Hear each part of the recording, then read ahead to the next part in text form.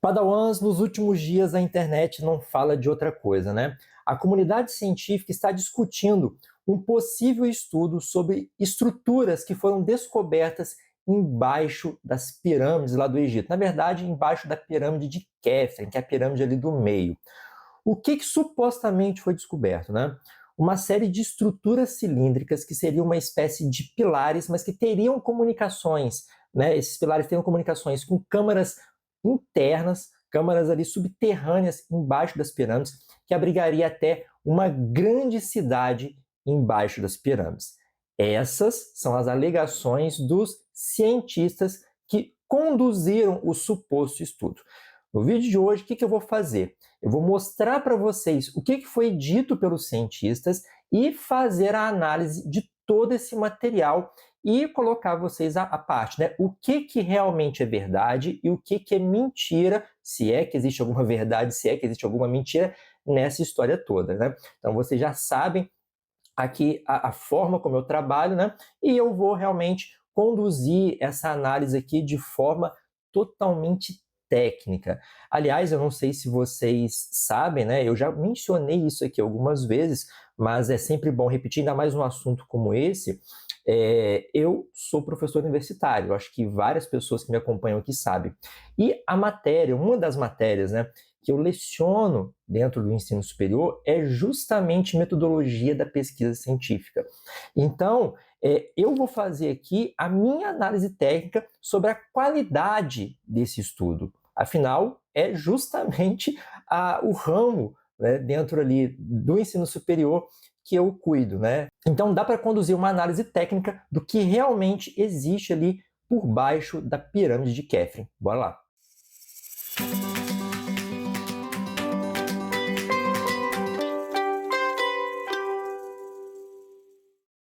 Padawans, então vamos começar a nossa análise e eu vou dividi-la em duas partes. Primeiro, eu vou mostrar para vocês o que foi dito, as imagens que foram divulgadas e depois eu vou fazendo ali a análise ponto a ponto, beleza? Para isso, eu estou aqui no portal Daily Mail. Na verdade, se você digitar no Google pirâmides, Egito, você já vai achar um monte de sites aqui no Brasil que estão falando sobre essa notícia, só que como ela repercutiu primeiro lá fora, depois veio para cá, aqui a gente tem uma informação um pouco mais completa. Eu usei a tradução aqui do Google, então pode ser que o texto não esteja tão bacana assim, que a tradução do Google nem sempre funciona bem, mas vai dar para a gente entender, já que o site originalmente está em inglês, né? A Guerra das Pirâmides, a discussão sobre o que realmente está por baixo dos monumentos do Egito e de Gizé explode após investigação secreta da cidade, né? Então vamos lá, eu vou pular algumas partes só focando aqui no que realmente foi descoberto. Uma equipe de pesquisadores italianos afirmou ter descoberto poços verticais gigantes envoltos em escadas em espiral e uma enorme plataforma de calcário contendo duas câmaras enormes com canais descendentes semelhantes a oleodutos. Então, vamos lá, eu tenho algumas imagens aqui para mostrar para vocês. Basicamente, e é isso aqui que eles descobriram, né? Supostamente. Essas imagens foram divulgadas pelos próprios autores, então eles estão dizendo o seguinte, que embaixo ali da pirâmide de Khafre, tá? Existem estruturas como se fossem pilares, estruturas cilíndricas, que tem ali escadas em espirais que descem até uma parte de base, onde nessa base estariam câmaras, né? Vamos voltar aqui agora à notícia. Durante uma coletiva de imprensa divulgada na semana passada, os pesquisadores disseram que um sistema de água foi identificado abaixo da plataforma, localizado a mais de 2.100 pés abaixo da pirâmide de Khafre, com caminhos subterrâneos que levam ainda mais fundo na Terra. A equipe usou pulsos de radar para criar imagens de alta resolução nas profundezas do solo, abaixo das estruturas, da mesma forma que o radar sonar é usado para mapear as profundezas do oceano. A equipe italiana acredita que há um mundo inteiro oculto de muitas estruturas, a mais de 2.000 pés abaixo do sistema de água. Quando ampliarmos as imagens no futuro, revelaremos que abaixo dela está o que se pode ser descrito como uma verdadeira cidade subterrânea, disse Corrado Malanga, da Universidade de Pisa, na Itália, em uma declaração traduzida para o inglês. Os poços verticais identificados abaixo de Kefren tinham cerca de 33 a 39 pés de diâmetro, localizados a uma profundidade de pelo menos 2.130 pés. A equipe sugeriu que as estruturas poderiam estar sustentando a pirâmide. Fizemos cálculos e vimos que a pirâmide de Kefren é incrivelmente pesada e para sustentá-la precisa de uma fundação sólida. Caso contrário, ela afundará, disse Malanga. Sicolo também observou que as estruturas cilíndricas pareciam servir como pontos de acesso a esse sistema subterrâneo. Pois bem, e aqui o site traz uma série de imagens, divulgadas pelos cientistas, mostrando o que seriam, na imaginação deles, na idealização deles, essas estruturas que eles descobriram. Então, a gente tem essa imagem aqui, que são estruturas cilíndricas que têm ali espirais que levariam da base da pirâmide até a base da estrutura. Essas estruturas aqui estariam sustentando a pirâmide para que ela não afundasse no solo, segundo os cientistas. E para isso eles usaram imagens de radar, usaram imagens de satélite. O satélite, quando passou em cima da pirâmide, fez ali o imageamento, essas ondas penetraram o solo e produziram essa imagem aqui, segundo eles. Então, ele explicou que eles enviaram radar de 2 satélites posicionados a cerca de 420 milhas acima da Terra para a pirâmide de Kefren, permitindo que eles analisassem como os sinais ricocheteavam. As estruturas da foto estão ocultas dentro da pirâmide. Aqui, uma imagem da grande pirâmide de Gizé. E aqui são os pesquisadores que conduziram esse suposto estudo numa forma de coletiva. Então, eles não divulgaram documentos disso, e sim falaram oralmente e divulgaram essas imagens que eu estou mostrando para vocês. Temos essa outra imagem divulgada aqui. Essa imagem mostra aí uma varredura dos eixos abaixo da pirâmide. Os eixos verticais têm cerca de 39 a 39 pés de diâmetro, localizados a uma profundidade de pelo menos 2.130 pés. Então, isso aqui é o que eles alegaram, terem recebido ali como imagem, e depois construíram essa representação 3D com base nessa imagem aqui, nessa imagem e nessa imagem aqui, certo? Bom, além disso, eles também divulgaram essa outra imagem, que seriam as câmaras que ficariam abaixo dessas estruturas. Então, você tem a estrutura que está ligada ali às pirâmides, e embaixo seriam câmaras que possivelmente, segundo eles, poderiam se encher de água para funcionar como câmaras de ressonância. E eles ainda afirmaram que isso poderia estar ligado a estruturas maiores, podendo conter uma cidade inteira ali, inclusive acesso a salas de mente. Essa alegação das cidades, eles inferiram através dessa outra imagem, e segundo eles, isso aqui seria a prova de que uma cidade inteira estava oculta ali embaixo dessas pirâmides do Egito, conforme a gente pode observar na legenda aqui, ó. Deixa eu mostrar para vocês. A equipe afirma que essa varredura mostra uma vasta cidade escondida sob a pirâmide, mostrada aqui em cores luminosas. Então, Padawans, essas foram todas as informações divulgadas pelos cientistas que conduziram esse suposto estudo, e agora a gente vai fazer a nossa análise ponto a ponto. Vamos começar mostrando aqui a localização das pirâmides, que ficam ali no Egito, nordeste do continente africano, e a gente vem para essa região aqui e podemos observar as 3 pirâmides. A pirâmide que foi alvo do estudo foi essa do meio, que é a pirâmide de Kefren, tá? E para vocês terem ideia, fica bem pertinho aqui da cidade, Tem gente que acha que fica no meio do deserto, e não é tão assim longe, a cidade chegou bem próximo delas. E aqui a gente tem a esfinge, essa estrutura aqui é a esfinge, que todo mundo conhece também. Pois bem, essas alegações, elas foram duramente criticadas pela comunidade científica que estuda ali o Egito Antigo, Principalmente o maior nome ali dos cientistas que fazem o estudo dessa comunidade antiga criticou duramente, assim como vários outros cientistas de diferentes áreas. E essas críticas não são infundadas ou puramente opiniões, não.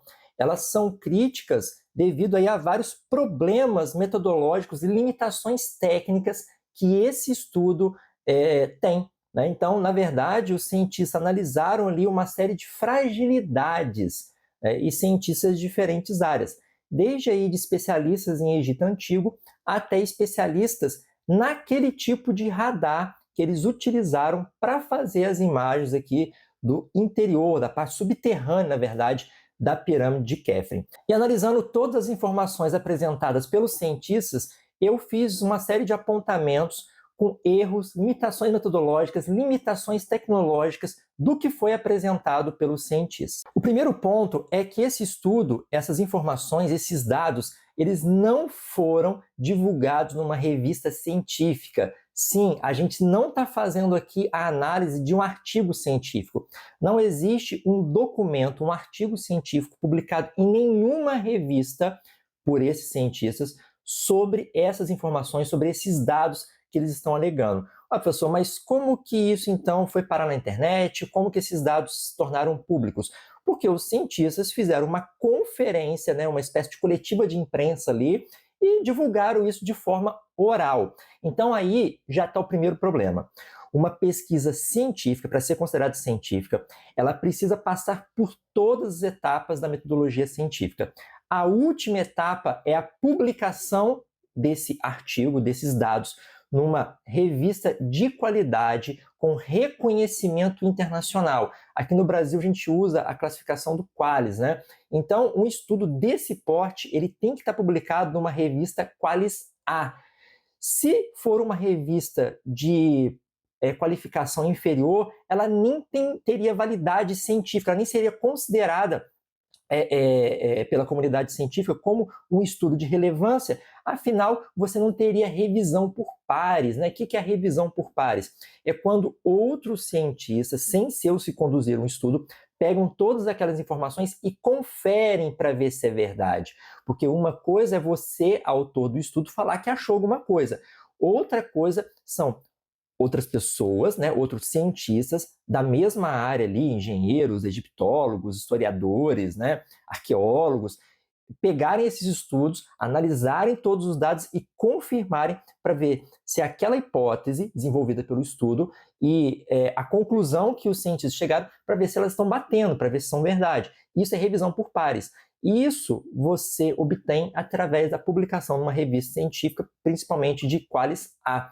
E é o que não foi feito, né? Você não tem uma publicação científica em nenhuma revista e tampouco uma revisão por pares. Os dados simplesmente foram jogados ali pelos pesquisadores do suposto estudo. Além disso, falta também uma documentação detalhada. Até agora, os pesquisadores eles não divulgaram os dados brutos da pesquisa. Ou seja, essas poucas imagens que eu mostrei para vocês, é isso que a gente tem. A gente tem imagens borradas. Isso aqui, do ponto de vista técnico, não quer dizer absolutamente nada. A gente não tem, por exemplo, uma escala. O que essas cores aqui significam? A gente não tem uma escala. Eu não sei dizer para vocês o que essas cores significam. Eu sei o que eles disseram. Eles disseram que os pontos luminosos aqui representariam cidades.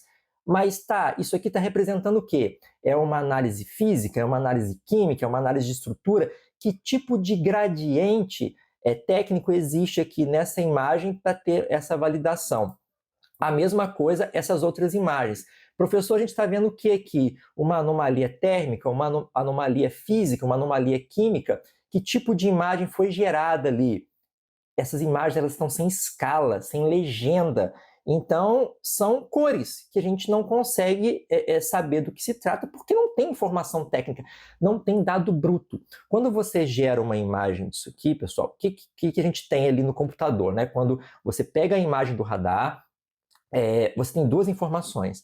Você tem a imagem gerada pelo radar para que os olhos humanos consigam entender o que ele, através da linguagem binária ali, né, computacional, está observando, e você tem os dados técnicos ali, você tem uma série, uma tabela com números, mostrando os dados numéricos realmente do que foi observado, para que você possa fazer os devidos testes estatísticos e entender essa imagem de diferentes formas. Agora, quando você tem uma imagem assim, né, ainda de péssima qualidade, essa aqui foi a de de qualidade melhor conseguir encontrar aí para mostrar para vocês, a gente não pode pegar uma imagem dessa e ficar afirmando que disso aqui a gente teria estruturas cilíndricas que seriam os pilares ali da pirâmide, né? Segundo o que eles estão falando. Do mesmo jeito, essa outra imagem, a gente não tem também qualquer informação técnica de dado bruto disso aqui. Ou seja, falta esses dados brutos, faltam imagens geofísicas mais claras, que é isso que eu estou mostrando para vocês. Também falta quais foram as metodologias específicas da aquisição, porque uma coisa é falar que eles utilizaram essa tecnologia de radar, tá? Mas qual foi a calibragem? Quanto que essas ondas conseguiram penetrar ali no solo? Que tipo de informação eles estavam buscando ali? Era informação de natureza química, informação de natureza física? Isso não foi divulgado por eles, né? Como que eles fizeram o processamento dos dados de radar? Como eu falei, isso aqui é gerado ali uma espécie de tabela com vários números. Como esses dados foram processados? Porque uma coisa é você obter os dados, outra coisa é você processar os dados. Podem ocorrer erros de processamento. Então a gente precisa dos dados e entender como eles processaram para identificar possíveis erros. E aqui entraria até a galera da informática também, né? Porque a gente pensa que só egiptólogos conduziriam esse tipo de estudo. Não, aqui você tem uma gama de cientistas que vão analisar, cada especialista vai analisar a sua área. O especialista em satélite, vamos verificar aqui como que eles usaram o satélite. Eles usaram da maneira correta? O outro, da estatística, vamos analisar os dados estatísticos. A parte da geofísica, a geofísica que está correta, como que eles fizeram o processamento dos dados de radar. Enfim, precisaria aqui de uma série de informações. Nem mapas interpretativos eles divulgaram. E tudo isso permitiria uma validação independente, permitiria que outros pesquisadores olhassem para isso e falassem assim, poxa, realmente isso aqui está condizente com o que eles estão afirmando, ou seja, está condizente com a hipótese deles. Porque isso que eles disseram, tudo isso que eu mencionei para vocês no começo do vídeo, é hipótese. Hipótese é uma alegação inicial na sua pesquisa que você vai, através de testes críticos, confirmar ou refutar ao longo do seu estudo, né? Bom, e eles já estão confirmando sem nem mesmo fazer teste crítico. Então, eles estão passando os carros na frente dos bois. Então, eles estão errando aí essa ordem da metodologia científica. Primeiro, você estabelece a hipótese, aí você faz o teste crítico, e então você confirma a sua hipótese, porque dessa forma aqui, eles não estão confirmando nada. Vamos lá, também tem limitação tecnológica, pessoal, limitação tecnológica, porque existe uma capacidade limitada do radar de penetração no solo, né? Esse radar que eles utilizaram através do satélite. Esse radar de penetração, ele não é capaz de atingir profundidades superiores a 40 metros em condições ideais. E o que seriam condições ideais? Solos secos e pouco condutivos. Então, até a natureza do solo é importante para você conduzir isso. Em solos não ideais, você pode ter um erro nos dados gerados. Bom, a alegação, né, dos cientistas é de que os sinais atingiram 640 metros de profundidade. Vale destacar que lá eles estão usando a medida em pés. E aí já começa um outro problema, porque tem um monte de gente no YouTube, e agora eu vou fazer uma crítica aos meus colegas de YouTube aí, sensacionalistas, né, que tem um monte. Vários deles estão falando até em quilômetros, ou seja, não sabem nem a diferença entre pés e quilômetros, porque os caras lá, eles deram as medidas em pés, né? O que dá mais ou menos 640 metros de profundidade. Então, já começa por aí, que não tem nada de quilômetros, né? 2.000 quilômetros, como alguns youtubers têm divulgado aí. Então, vamos ser mais honestos, né, galerinha do YouTube aí? Vai fazer o conteúdo, faz o conteúdo sensacionalismo, não precisa de sensacionalismo, não, mas sensacionalismo dá dinheiro, né? Dá visualização, dá engajamento, e aí mais grana para o bolso. Então, o dinheiro é mais importante do que a informação de qualidade. Saquei, né? Então, fica aí já a minha crítica aos youtubers que fazem uma análise totalmente errada disso aqui. Então a gente tem essa limitação tecnológica, sendo que o radar, esse tipo de informação aqui, só penetra 40 metros e eles descobriram estruturas aí que tem 640 e 40 metros. Vai muito além da capacidade técnica desse tipo de tecnologia. Inclusive, especialistas como Lawrence Conyers, que realmente é uma autoridade nesse tipo de tecnologia, afirmou que isso aqui, né, esse tipo de profundidade, essa profundidade ultrapassa muito o limite tecnológico ali do radar utilizado por eles. E você tem outro problema, né? Eles não apresentaram os dados do solo da região para identificar se o solo era ideal para fazer análise com esse tipo de tecnologia, porque pode ter interferência e ruído nos dados, né? Subsolos que são altamente condutivos, como por exemplo aqueles ricos em argilas ou sais, podem absorver ou distorcer os sinais do radar, gerando falsos positivos ou imagens ambíguas, ou seja, repetição ali de imagens, né? Como se fosse uma espécie de eco. E, pessoal, a gente está lidando aqui com uma área muito próxima ao rio Nilo. Na verdade, quando as pirâmides foram construídas, um braço do Nilo passava aqui pelas pirâmides. Inclusive, foi assim que eles trouxeram, né, os blocos que foram usados para construir as pirâmides para cá. Eles trouxeram através da água, porque esses blocos não foram retirados daqui, eles foram retirados de outro lugar, e eles foram encaminhados ali, conduzidos pela água, pelo rio Nilo, até chegar ao local da construção. Hoje o rio Nilo está aqui, mas existiam braços que passavam por essa região na época que as pirâmides foram construídas. Bom, só observando esse trecho aqui do rio Nilo, a gente vai perceber que é um rio que tem muitos braços. Assim como o rio Amazonas, né, que tem diferentes canais, e aqui ó, ele até abre, olha só quantos canais o rio Nilo acaba se abrindo aqui no que a gente chama de delta do Nilo. Então, no passado, um braço do rio esteve aqui e, portanto, a gente tem no solo da região altas concentrações de argila e, por conta da presença do deserto, vamos lembrar que também no passado, essa região do Egito, que hoje é um grande deserto, o deserto do Saara, também já abrigou uma floresta. Tá? Esse ambiente nem sempre foi um deserto. Então, com o processo de desertificação, pode ter acumulado em algumas regiões sais. Então, essa presença de sal em algumas regiões é típica da formação de desertos. E a presença da água próxima das pirâmides também pressupõe a presença de argila nessa região, ou seja, que são os dois materiais que podem interferir nos dados utilizados aí através do satélite, né? Então, basicamente, você pega uma tecnologia que tem uma limitação técnica de 40 quilômetros, afirma que tem uma estrutura de mais de 640, não faz a análise do solo para verificar se dá para utilizar esse tipo de tecnologia ali sem uma interferência, sem ruído, ou seja, sem a geração de imagens ambíguas, sem geração de imagens erradas, e você divulga isso sem qualquer dado técnico sobressalente. Aí fica difícil sustentar essa hipótese, né? Além disso, a gente tem também o fenômeno da pareidolia geofísica. Pareidolia, para quem não sabe, é aquele fenômeno onde você consegue enxergar padrões em objetos da natureza, dos seres humanos. Então você olha, por exemplo, para uma nuvem e enxerga um cachorrinho, enxerga um cavalo, enxerga uma baleia. Você olha, às vezes, para uma estrutura urbana, enxerga um rosto. Sabe esse tipo de situação onde você enxerga padrões de animais, humanos, né? em coisas que não são nem animais nem humanos? O nome disso é pareidolia.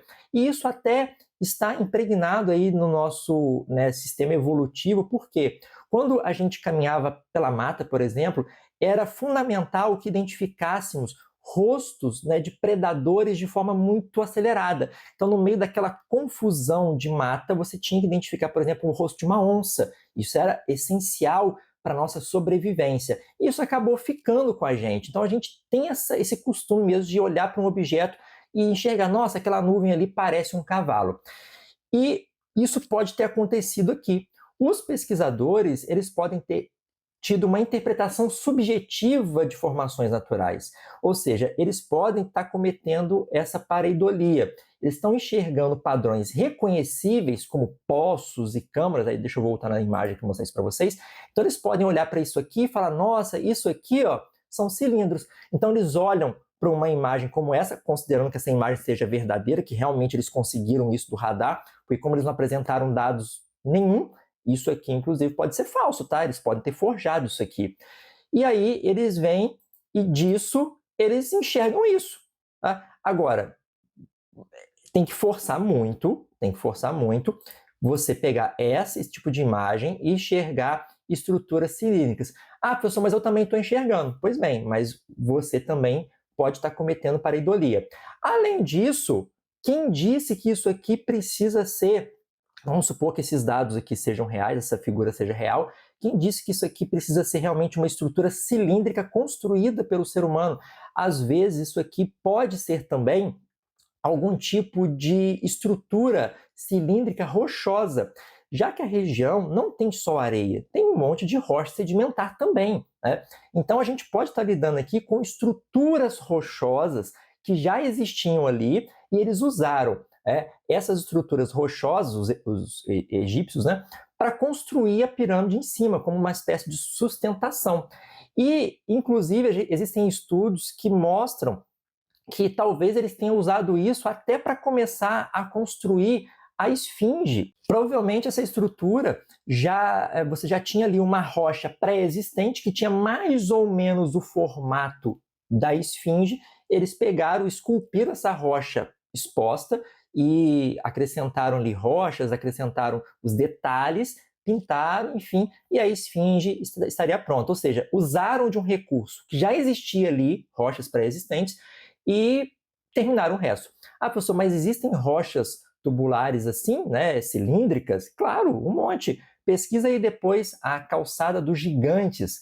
Você vai verificar que existem estruturas rochosas, inclusive com formas geométricas que parecem que foram esculpidas pelo ser humano. Mas não, são estruturas puramente naturais. E rochas, muitas vezes, refletem a estrutura interna dos cristais que formam. Então, por exemplo, você pega cristais de quartzo, eles têm estruturas hexagonais, porque o hábito cristalino dos cristais, a estrutura molecular ali, é hexagonal. Então, isso acaba refletindo na forma física, visual, aparente desses minerais e rochas. Portanto, isso aqui às vezes nem necessariamente sejam estruturas cilíndricas construídas pelo ser humano, podem ser rochas realmente que já existiam ali. Então esse tipo de pareidolia, né, é muito comum quando há um viés de confirmação, ou seja, quando você procura comprovar uma hipótese antes mesmo de validá-la, aquilo que eu falei para vocês. Então assim, como eles querem tanto que exista mesmo uma cidade com estruturas megalomaníacas ali, enormes, eles acabam enxergando padrões que não existem, porque eles querem que aquilo seja verdade. E aí você atropela essa metodologia científica, quando você tenta comprovar uma hipótese sem mesmo validar. Para você validar isso aqui e identificar se realmente essas estruturas existem, você primeiro precisa fazer uma escavação, ou então fazer uma sondagem. Então você pode fazer sondagem, pode fazer escavação para comprovar se as estruturas estão lá mesmo ou não. Até lá, você afirmar isso é muito pesado, ainda mais sem dados técnicos, né? Então você precisa aí de uma confirmação física também para verificar se essas estruturas também existem.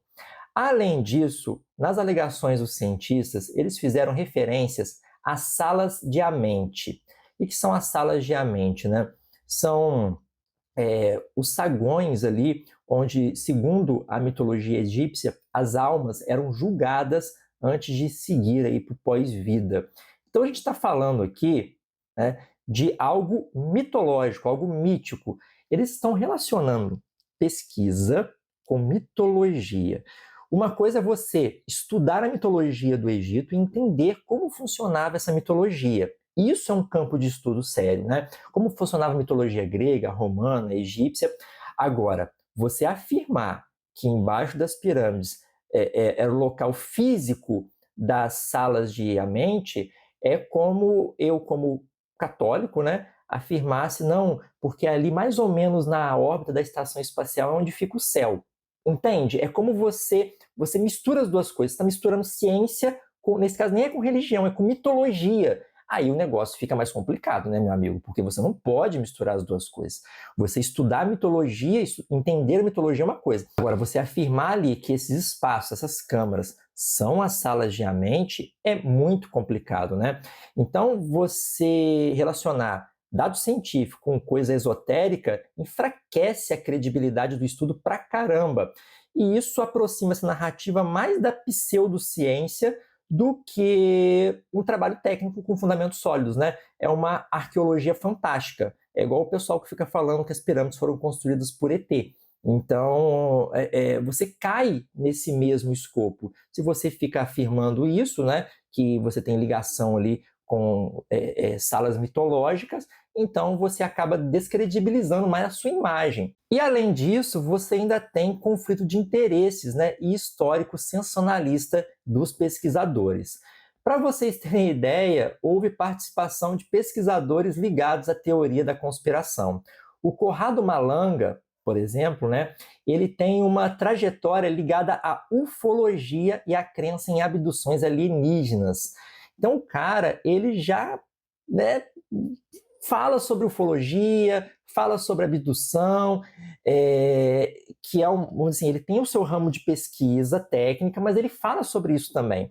Ou seja, é alguém que quer ali provar, talvez, que as pirâmides foram construídas por outros seres, e aí começa a pegar dados como esse aqui, né, que a gente nem sabe se são verdadeiros ou não, e começa a enxergar coisa onde não tem, justamente porque ele quer tanto que isso seja verdade, que ele fica falando isso.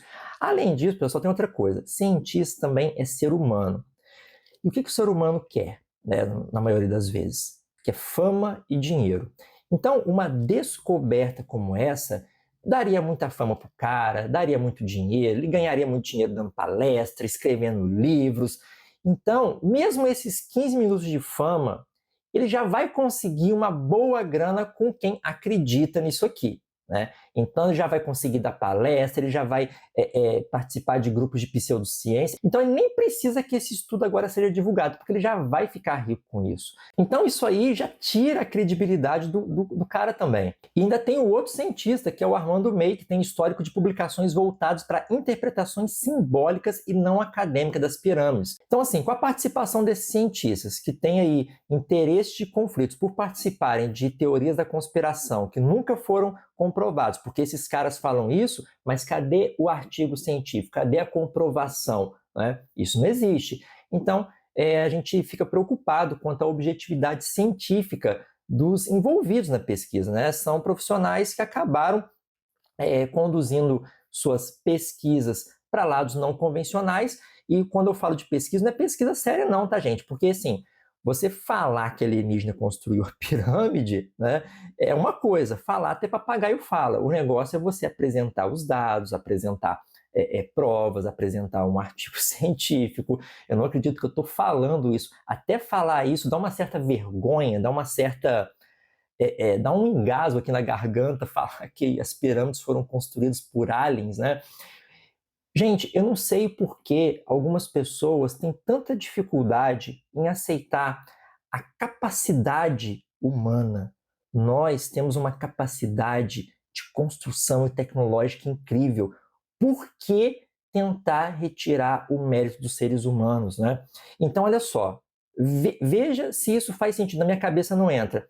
As mesmas pessoas que muitas vezes falam que aliens construíram as pirâmides são as pessoas que falam que nós não fomos à Lua. São as mesmas pessoas. Então, o ser humano é uma raça totalmente inferior, que não tem capacidade de empilhar um monte de pedra durante 40 anos, né? Vale destacar que o tempo de construção das pirâmides ali é de 30 a 40 anos.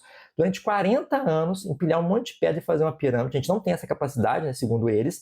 Também não tem a capacidade de pousar naves na Lua, ir para Marte ou coisas do tipo, a gente não teria essa capacidade, mas seres de outros lugares venceriam as próprias leis da física, porque nenhuma nave consegue chegar na velocidade da luz, tá? Nada que tenha matéria consegue atingir a velocidade da luz. Então, seres que nunca ninguém viu, tem comprovação de nada, viriam para a Terra ajudar os seres humanos a construir pirâmides.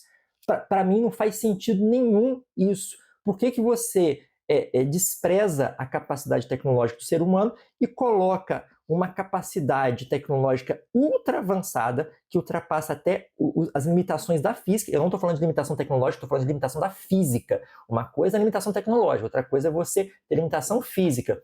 E descredibilizar tanto assim o trabalho de civilizações. Realmente, eu não consigo entender as pessoas que pensam nisso e pensam nisso sem qualquer tipo de prova. Então, para concluir toda essa história aqui, a falta de transparência metodológica, né, os limites técnicos da tecnologia utilizada, a ausência de verificação física, a interpretação subjetiva dos dados, o envolvimento de pesquisadores com histórico de sensacionalismo, tornam esse estudo altamente questionável, né?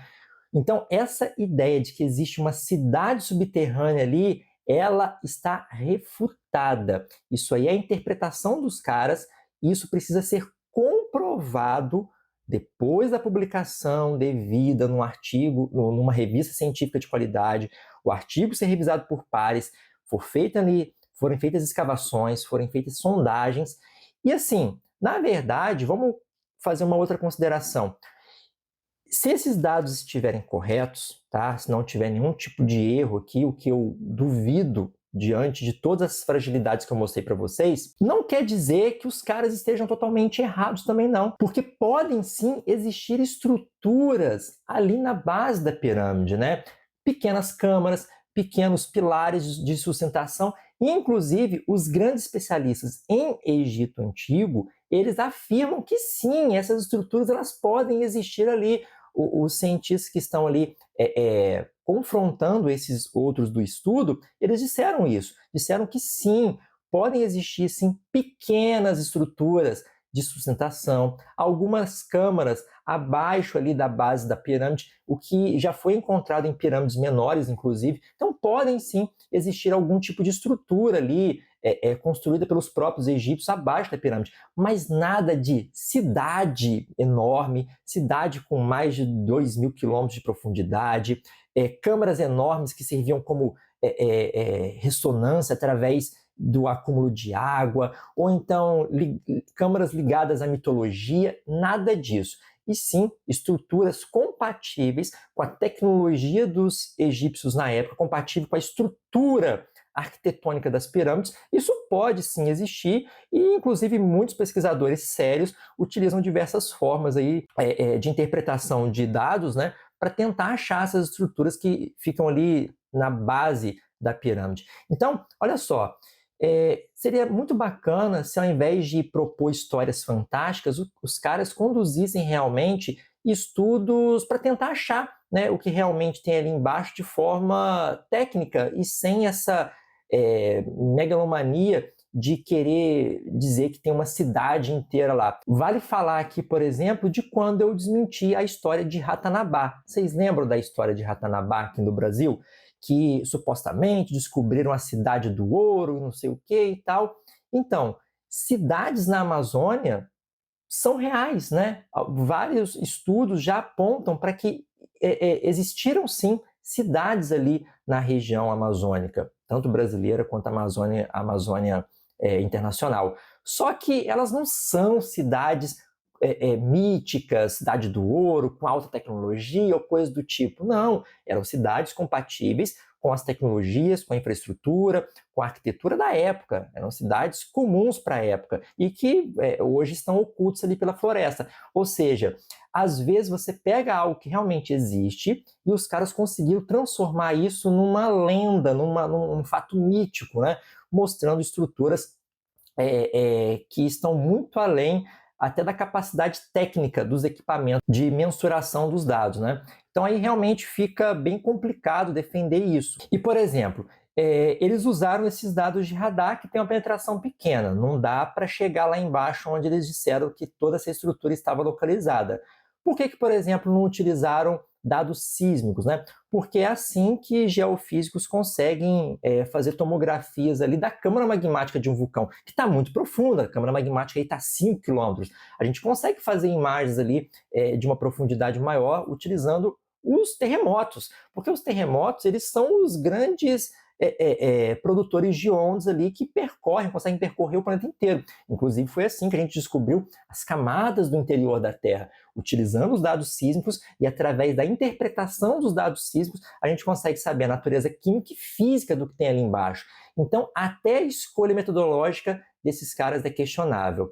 Bom, vamos ver o desenrolar dessa história, vamos ver se eles vão conseguir publicar isso tudo aí, vamos ver se esses dados são realmente verdadeiros e qualquer outra novidade eu trago aqui para vocês. Mas então, concluindo, não tem cidade nenhuma ali embaixo e talvez a gente nem tenha os tais pilares de sustentação.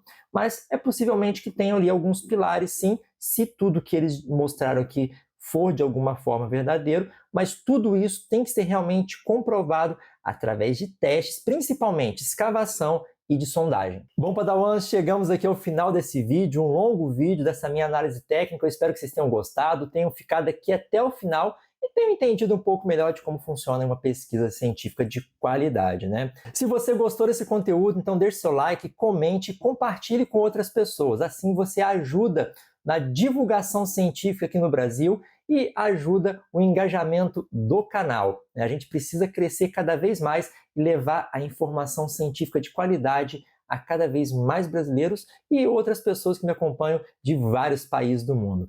Agradecimento especial a todos os membros do canal que me dão muita força, a todo mundo que compra as coisas pela Amazon. Se você quiser me ajudar, é só comprar através do link aqui no primeiro comentário fixado. E a todo mundo que me manda valeu demais ou Pix. Vocês me ajudam a continuar produzindo esse tipo de conteúdo. Pessoal, fiquei aqui um bom tempo compilando essas informações para vocês. Deu trabalho editar esse vídeo aqui, então dá uma força e compartilha, espalha bastante para que esse vídeo ganhe realmente muita relevância. No mais, eu vou ficando por aqui e que a força geográfica esteja com todos vocês. Até a próxima. Tchau, tchau.